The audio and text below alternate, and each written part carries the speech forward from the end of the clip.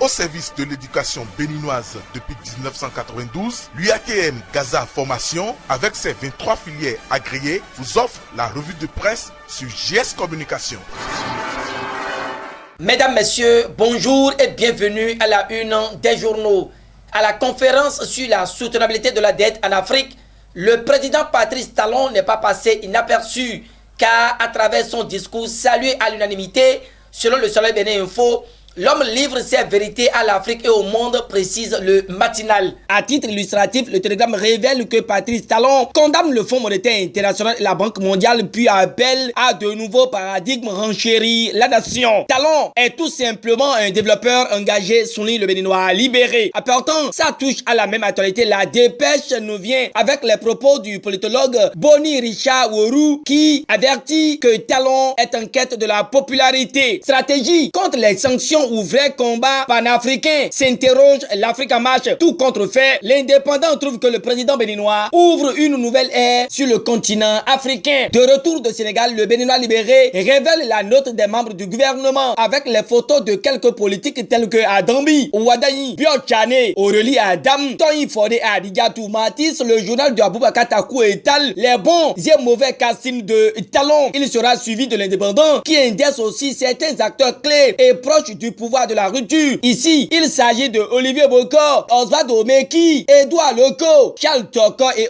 autres. Mais le Canard croit savoir que c'est ceux-ci qui le chef de l'État peut compter. Au regard des tractations politiques dans la perspective des prochaines joutes électorales, le Soleil Bénin Info rend public que les élections communales auront lieu en mai 2020. Mais l'occupation du terrain politique souffre d'insuffisance. C'est pourquoi Martin Libis-Escambe mentionne que ça dort du côté des forces Cori.Bénin émergent FCBE. Le parti Dynamique Unitaire de Valentin Roudé, PRD de Maître Adrien Mbegui et l'UDBN de Claudine Afiavi Prudencio. Mieux, le potentiel précise qu'à quelques mois des élections communales et municipales, le parti resterait l'espoir de Candice Azanaï. Le PCB et l'Union sociale de Sébastien Germain à Javon sont toujours sans certificat de conformité. Or, il y a guerre de leadership des partis Union progressiste et Bloc républicain. Et le Béninois libéré répond que le progressiste Dakper Sosou arrache des dents au Bloc républicain à Lokossa, à Moussou, aux Anges, renchérit le confrère. Des actualités relatives aux élections prochaines, Matin Libre revient et informe sur la présentation du budget. À en croire le quotidien, la haute autorité de l'audiovisuel et de la communication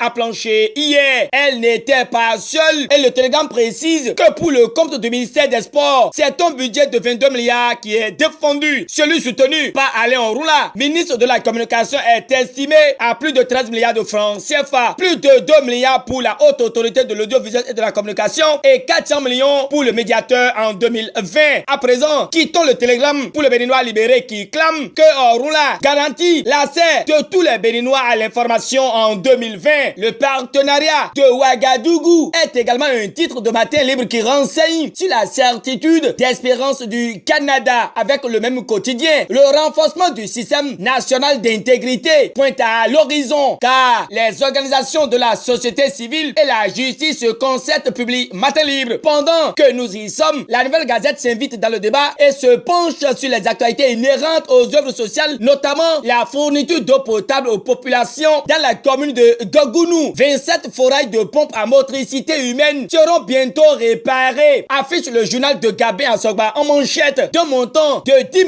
805 720 francs CFA hors taxe, la Nouvelle Gazette rapporte que c'est un geste salutaire de l'ANAP, du consortium Nemburam, un grand partenaire de la mairie de Gogounou. Toujours avec le social, mais cette fois-ci dans le domaine éducatif. Et la Nouvelle Gazette révèle que le député Richard Alossoum offre 200 tables et bancs aux écoles et collèges du Koufo, précisément dans les communes de Koulekame, Aplaoué et Djakotome. Toujours avec la Nouvelle Gazette, et nous apprenons que 2949 personnes, dont 210 enfants, sont infectés du VIH-Sida dans l'Atakora. C'est au cours de la 31e édition de la Journée mondiale contre le sida, ce 1er décembre 2019, occasion de réflexion sur la pandémie dans l'Atakora, que le constat a été fait par les responsables de CIPEC à Takora Donga, répond la Nouvelle Gazette. Si le ridicule pouvait tuer, car l'on apprend, selon le Télégramme, qu'une femme donne des coups de permatoire à son mari pour être rentré tard à la maison. Mais à Sakété, une dame meurt suite à un avortement, rapporte la Nouvelle Gazette. Si jouir est un besoin physiologique ou du moins un plaisir, l'on doit s'attendre à endosser les déconvenus. Mais cette dame n'a pas connaissance de cette réalité. Paix à son âme. Mesdames, Messieurs, ainsi se referme cette revue de presse que je vous remercie d'avoir suivi. Au revoir et à très bientôt.